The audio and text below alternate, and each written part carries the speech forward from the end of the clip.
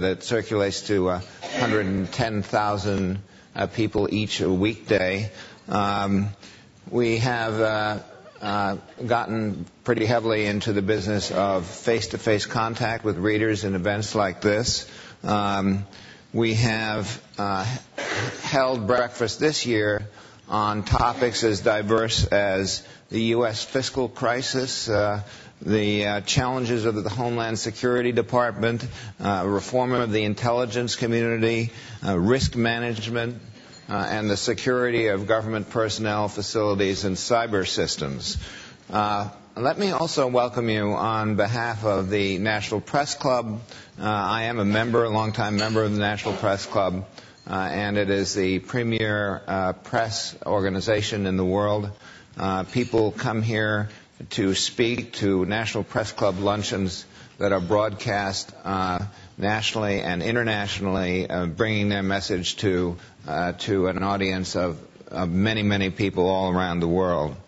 Speakers this year have included Joe Wilson, the former diplomat whose wife Valerie Plame became so prominent in the news, Secretary Levitt of HHS, Wynton Marsalis, the jazz musician, Ashley Judd, Jane Fonda, Angelina Jolie, and Senator Robert Dole, among others. So we're very pleased to be doing these sessions in the Press Club. They are open to the press, and we treat topics that we hope are topical.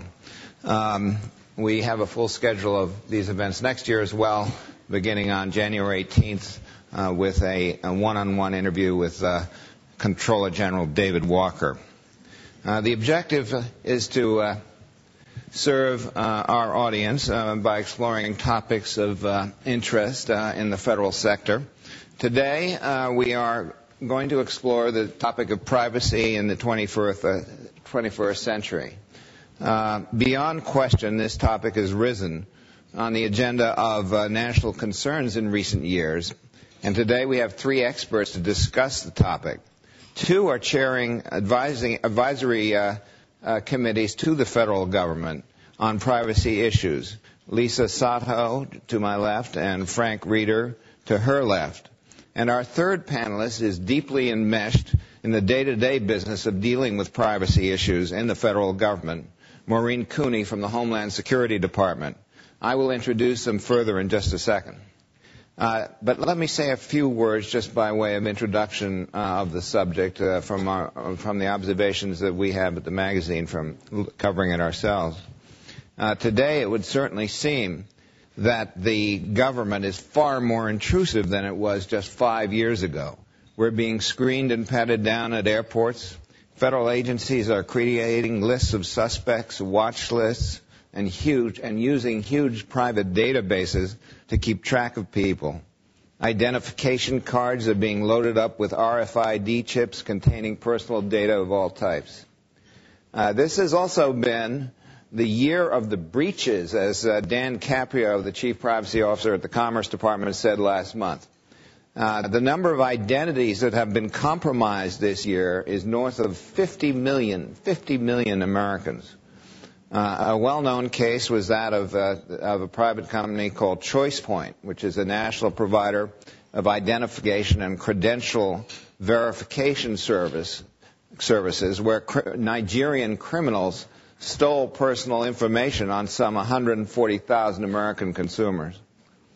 Let me mention two projects that will come to fruition next year that raise significant privacy concerns, and I think we'll talk about these with our panel.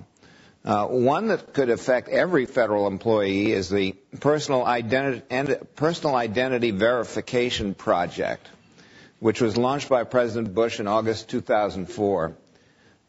Its purpose is to provide an ID card that will eliminate the need for people to have 10 or 15 cards to get into various different buildings. This card will be issued beginning in October 2006 and will phase in for current employees and contractors in the following year, in the next year. Defense Department by itself is expected to issue 3.6 million of these cards There will be color schemes for first responders, contractors, foreign nationals, and other categories. There will be an electronic chip that contains a PIN, personal identification number, so to identify you as you move about. It will contain 2 fingerprints and other authentication data, obviously raising some level of privacy concerns. And the second project is the Transportation Security Administration's Frequent Flyer Program, which is scheduled for full deployment next year under pressure from Congress to get it done. It probably will use the Transportation Security Clearinghouse databases, which are owned by a private group, the Association of Airport Executives. That private group already has data on 1.8 million people who work in airports and airlines. And the association has just created a registered traveler interoperability consortium. Private companies, smart card companies, would enroll people, collect their data, run it by TSA to make sure that these people are, fit to fly, and then the companies would issue the cards and maintain them. And that, too, raises numerous questions about technology, privacy, and security. Let me turn now to introduce our panel a little further, because we have some people here who are truly expert in this topic. To my left, Lisa Soto is an attorney here in Washington, and she is here in part in her role as the acting chairperson of the Department of Homeland Security's Data Privacy and Integrity Advisory Committee, which advises the department and its chief privacy officer on privacy, data integrity, and data interoperability matters. And she also brings to us an interesting perspective from the private sector. She's a lawyer with Hunton & Williams, whose practice focuses on privacy information management issues. And her bio says that she advises clients on the Gramm-Leach-Bliley Act, HIPAA, COPPA, CAN-SPAM, and other acronymic privacy types of issues, just to give you a sense of the scope of it.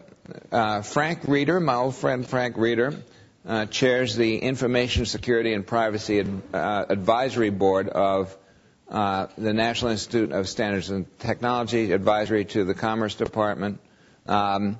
He writes and teaches on information policy and public management issues, and in a private capacity after a career that spanned 35 years in the government. He is chairman of the Center for Internet Security, a nonprofit established to help organizations around the world effectively manage the organizational risks attendant to information security matters in the web.